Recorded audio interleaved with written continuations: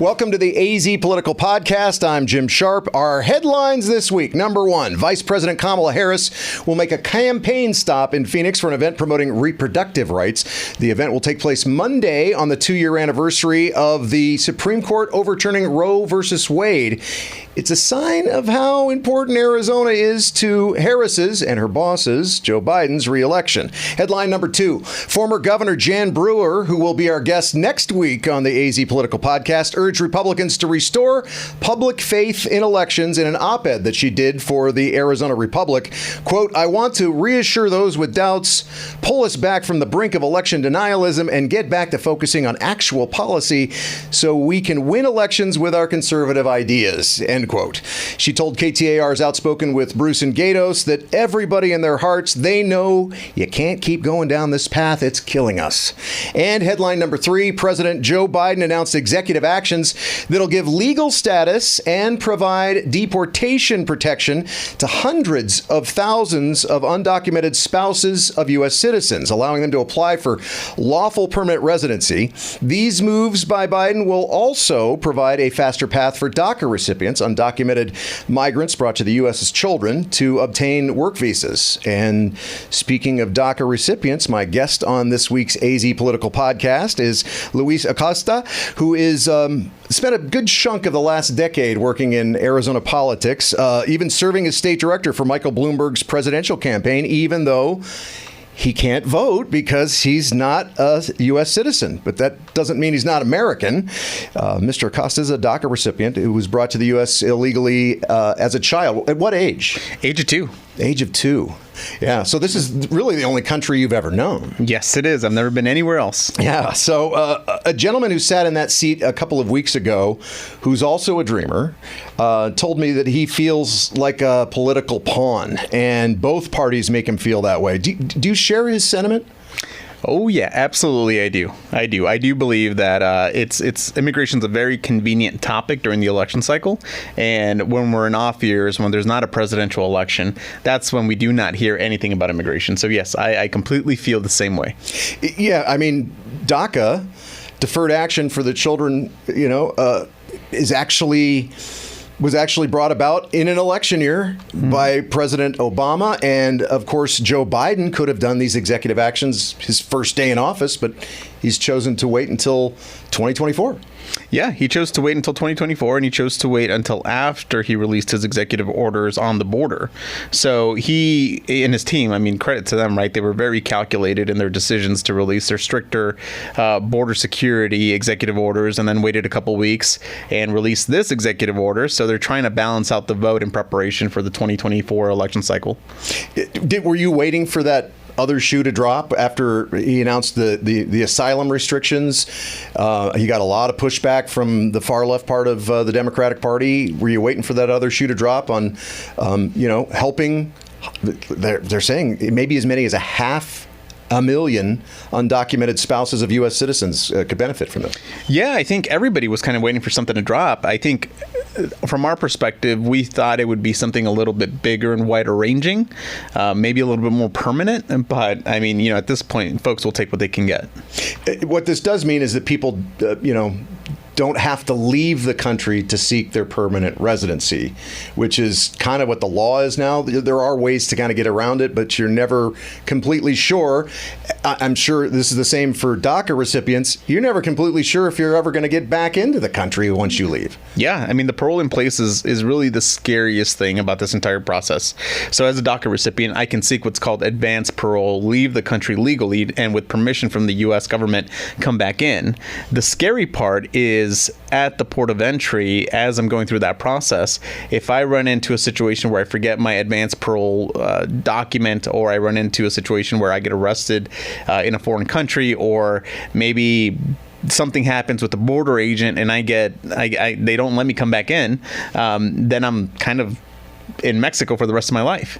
But if I don't do that advanced parole, then I have a 10-year ban on becoming a citizen if I ever marry anybody. So it really helps out a lot. Wow. Do you agree with some of what I've heard from Democratic state representatives and senators that 10 years is too high of a bar, that they should have made this easier for people who've been married to a U.S. citizen and living in the country for less number of years? I do agree, but I also think that the threshold to entry should be a little bit higher than that. I do think that, beyond just being married to a U.S. citizen for 10 years, you have to be an upstanding citizen. Right. You have to pay your taxes. Yep. You have to want to be here and do the right things, right? You have to participate in society. Exactly. Yeah. And if you're not doing those things, then, I think it deserves a deeper conversation. I was talking about this just a couple of weeks ago.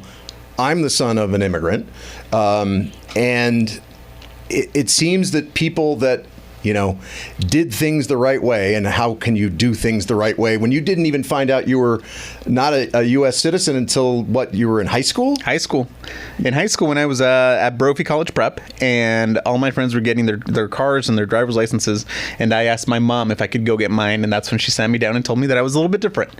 And that's when I found out.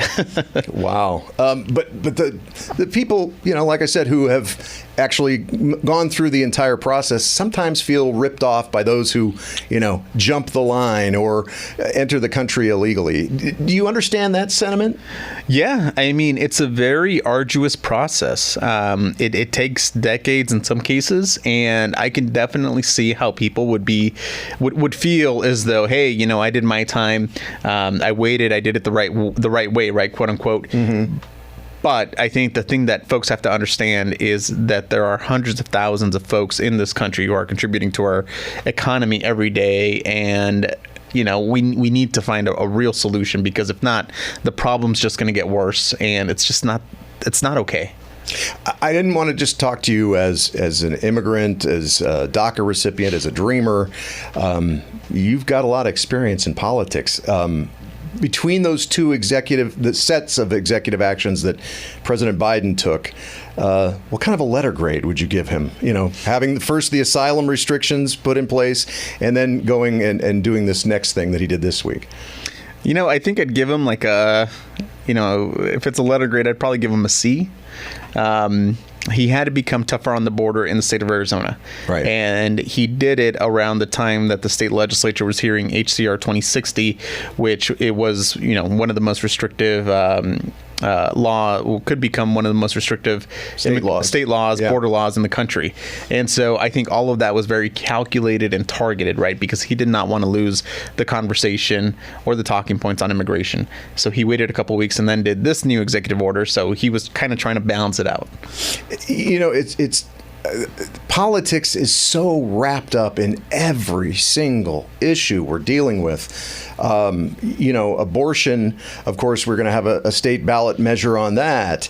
And now it looks like, barring any court knocking it down, we're going to have that HCR 2060, the Secure the Border Act, on the ballot as well. But both of those ballot measures, in the back of the minds of the political punditry, and actually really of political consultants from both parties, they knew that would drive people to vote for their candidate, for be it Biden or Trump or Gallego or Lake, right? Yep. No, that's right. And, up until sine die during session this last, Saturday, there were still conversations going on about potentially putting on one more abortion initiatives on the ballot that could drive out even more folks from the right side of the spectrum. So, everything that you're going to see on the ballot is very calculated because folks want to increase on either side. They want to increase turnout so that their candidates can win at the top.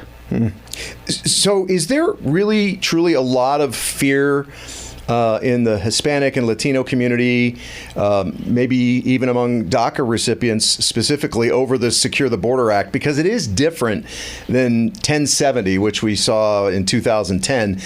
You really actually have to, as a law enforcement officer, have some kind of video evidence, some type of physical evidence, or actually have seen somebody cross the border illegally in order to arrest them. So it's not like law enforcement can actually just arrest somebody for being present in the state of Arizona illegally.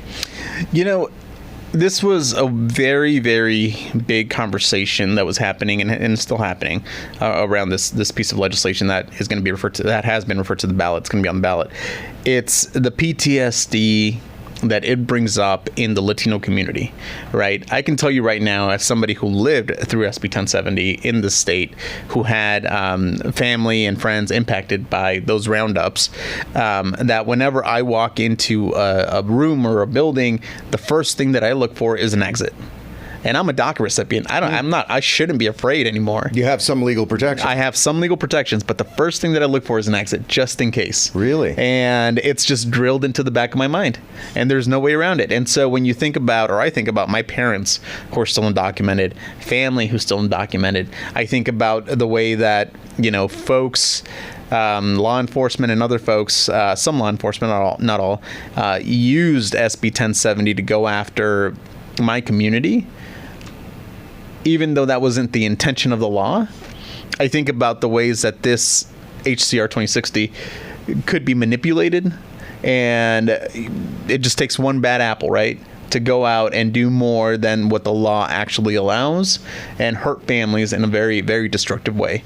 There's a very, very stark difference, and I've learned this over the last 10 years from working at the legislature, between the intent of what a law should do and the actual implementation. Right. And my worry, my fear is the implementation. You mentioned one bad apple. Was that a reference specifically to one Joseph Arpaio, who was the former sheriff of Maricopa County? Because I gotta say, I actually did some work with the Phoenix Law Enforcement Association right around the time 1070 was passed, and they were angry in the sense that, hey, you're already accusing us of being racist, and this is just a tool in our box. And I didn't see any other law enforcement agencies besides Arpaio's really doing anything with 1070. Yeah, that's exactly it. I mean, Sheriff Joe Arpaio, 1070, I mean, they go hand in hand. And I mean, I still remember roundups happening on 35th Avenue and Buckeye at that swap meet that used to exist down there, where our community would congregate on Saturdays and Sundays just to shop. That was our mall. Mm-hmm. And I still remember my family being on the way to that swap meet on I think it was a Sunday, and phone calls coming in saying, turn around, go home. The sheriffs are here. They're pulling everybody over. And I just remember hysteria. Those were supposed to be crime suppression sweeps. That's what they were labeled as. But you don't feel like that's what they were doing. They were actually out there targeting people who were in the country illegally. Crime suppression sweeps at a swap meet where it was mostly families with young kids. Right. Uh-huh. Yeah, I could see it at a pawn shop, maybe. Yeah. Not a swap meet. Not a swap meet. Yeah. This must just be, I mean, is it super frustrating to you? It's funny because Mike Broomhead was telling me before I came in the studio, he said, Luis can get pretty passionate about this. In fact, he's been known to drop an F-bomb or two when discussing his situation and the situation of everybody who's in this country acting as Americans, contributing to American society, and yet there's still no path to citizenship for people like you who really have only ever known the United States as their home country. Tell me a little bit about that frustration. Yeah, I mean, look, it's I think, yeah. And you can drop an F-bomb or two if you want. Let's bleep it out. Go ahead. No, I appreciate that. I think about it, and I do get really frustrated. I mean, my parents have been here over, and I have been over. I've been here over 31 years now, and my parents have held steady jobs. They've been paying their taxes for the last 31 years, never broken the law. All they do is their job. They go home. They contribute to our economy, but that's it. That's all they get, and they have to live in the shadows. And my mom, as an example, used to work for a company who employed her as a cleaning lady, and this company, knowing that she was undocumented, would give her checks that would bounce, and they did that for 6-7 months. Wow! And what could she do? Right. Nothing. Yeah. My dad's mom died in Mexico, and he could not leave the country to go see his dying mom because he does not have legal status. Right. My first time seeing Mexico was actually when I was on the Mike Bloomberg campaign, and I did a border trip down to Douglas, and it was my first time actually physically seeing the border. And I remember standing at the border with our team and just looking over, and I remember I reached across through the border fence and I touched the other side. Wow. And I expected to have some sort of passionate moment where, I'd get teary-eyed or whatever, but it was dirt.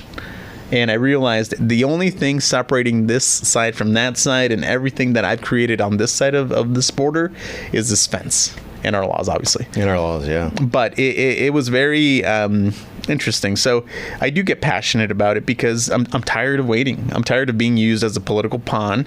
I'm tired of our federal delegate. Well, maybe not all of our federal delegation, but our just Congress and our presidents, who, regardless of whoever they may be, who have controlled both chambers in Congress at some point and have failed to do anything meaningful because they need to wait until the election cycle to do something so that Democrats or Latinos vote.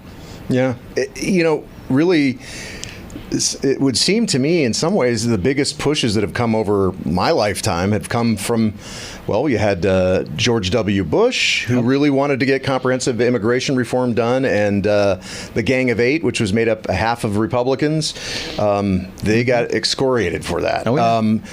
But going back to President Reagan, I mean, I know there's a lot of people who were given amnesty at that time who really look up to him as really somebody who really cared about people. Mm-hmm. So it's not just a Democratic or a Republican sphere of influence in this. Does that get really frustrating when you when you assume that Democrats, or at least when you think that Democrats assume that you're in to vote for them, and obviously I know you can't vote, but that the Latino and Hispanic community is just totally into voting for them? They take it for granted when they haven't really done that much either to help? Yeah, no, I mean, I do think that. And, I do think that it's just, again, one of those situations where I think the Republican Party has just ran so far away from the conversation around meaningful immigration reform that you leave this voting bloc, this monolith, alone, and the Democrats are the closest thing that they align with because of their stance on immigration reform, that they just kind of go that way. But I do know from experience working in our community across the state of Arizona that a lot of Latinos are very conservative, and they are pro-life, and they are, a lot of different other things, pro-gun, pro-Second Amendment. They exist in our state in large numbers. And if it wasn't for this one issue, it would be, I think a lot of Latinos would be voting Republican, truthfully. So once again, you gave a C to President Biden and the Democrats, or at least his team, re-election team, for rolling out first the restrictions at the border and then finally a loosening of some of the laws, at least through what he could do through executive action. But do you hold out a lot of hope over that last set of actions, that is going to have a profound effect and really help people that you know? I hope it does. I mean, I think that's the biggest thing. And I know there are people out there that have been married to U.S. citizens for years. And, it's just such a convoluted and weird process with our immigration, the way our immigration laws are set up, that, even if you marry a U.S. citizen, sometimes you can't even apply to become a resident or a U.S. citizen yourself. So I do hope that these executive orders will allow folks to finally start that process. I do hope that the dreamers that do graduate from universities and get those advanced degrees can seek specific visas to become residents and then hopefully U.S. citizens. So I do hope that it does impact a large portion of our community. But we still need to talk about all those other people that are not covered. Mm-hmm. That still live in the shadows. Yeah. And there doesn't necessarily have to be a path to citizenship for those folks. Maybe just some form of legal status, so they're not afraid to go see their sick or dying mother across the border. Yeah. No, I mean, I can tell you that at this point, folks who came here 30 years ago, like my parents, they're closing in on their 60s. And I think from their perspective, we just, this is where our life is. We respect the laws. We love this country. They understand that, it's politics. But if they could go back home or seek permission to go home to see their dying parents, to see their loved ones before they die, I think people would jump at that chance. Yeah. Truthfully. Yeah. All right. Luis, pleasure. Thank you so much. Appreciate your giving us your time. Absolutely. And your personal amazing story. I mean, how does somebody who's not in the country legally go to Brophy and not even know they're not here, legally until it's time to get a driver's license? Do you drive, though? I drive now. Okay. I want to make sure, because I couldn't have imagined living without that dream when I was a teen boy, for sure. All right. Hey, thanks for joining us here on the AZ Political Podcast. Next week, it's former Arizona Governor Jan Brewer, who's telling Republicans knock off the election denialism and focus on the core conservative principles that will get Republicans elected. I'm Jim Sharpe. Thanks for joining us. Thanks for watching the AZ Political Podcast with Jim Sharpe. Click the box to watch more from KTAR News and tap the button in the middle to subscribe.